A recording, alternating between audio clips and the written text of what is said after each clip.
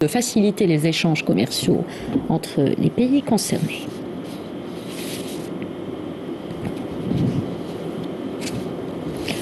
En France, à présent, un juge d'instruction a ordonné le renvoi de 5 policiers de Seine-Saint-Denis dans la région parisienne devant une cour criminelle. Ils seront jugés pour l'interpellation violente d'un jeune homme en 2019 et avoir falsifié un procès-verbal.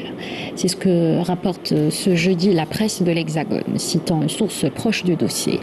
Cette affaire s'inscrit dans un grand scandale qui touche la compagnie de sécurisation et d'intervention de ce département.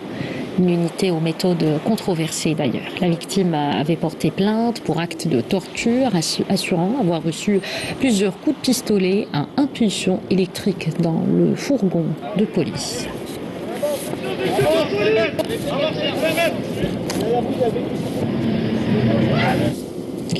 Des frappes aériennes et une menace nucléaire au soutien affiché de l'OTAN à l'Ukraine, c'est par cela que la Russie a répondu au moment où Joe Biden célèbre à Helsinki la récente entrée de la Finlande dans l'Alliance Atlantique. La riposte de Moscou a pris la forme d'une série d'attaques aériennes sur Kiev, revendiquant la destruction de 20 drones explosifs et de 2 missiles de croisière russes.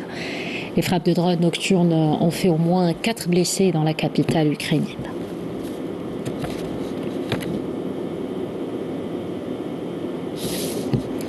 Les plus hauts diplomates américains et chinois ont tenu leur deuxième réunion en quelques mois. Ils ont tenté à Jakarta d'apaiser. يولي شاد لنا واحد الطريق حنا اللي كنتحكموا فيه ما كيتحكمش فينا حنا كندربوه. الفنانة الراحلة الحاجة الحمولية.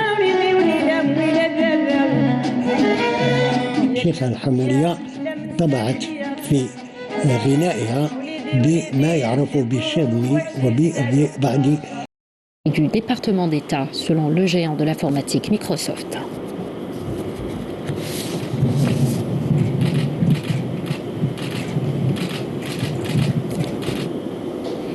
Retour en Afrique, au Mali, au moins 51 terroristes ont été tués et 55 suspects interpellés lors de différentes opérations militaires menées sur le territoire malien en juin dernier. Un bilan communiqué par les forces armées maliennes. Ces opérations ont également permis de détruire 5 sanctuaires terroristes et de mettre la main sur des armes et des munitions, des véhicules qui ont été détruits. Pour autant, le mois de juin a été relativement calme, malgré l'attaque de certaines positions qui se sont bien défendues, selon le responsable de la direction de l'information et des relations publiques des armées.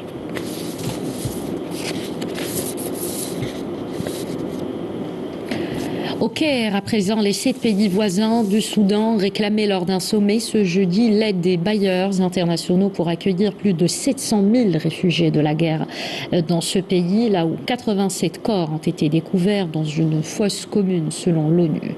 Ces personnes ont été tuées entre le 13 et le 21 juin dans des districts de la capitale de l'État du Darfour Ouest.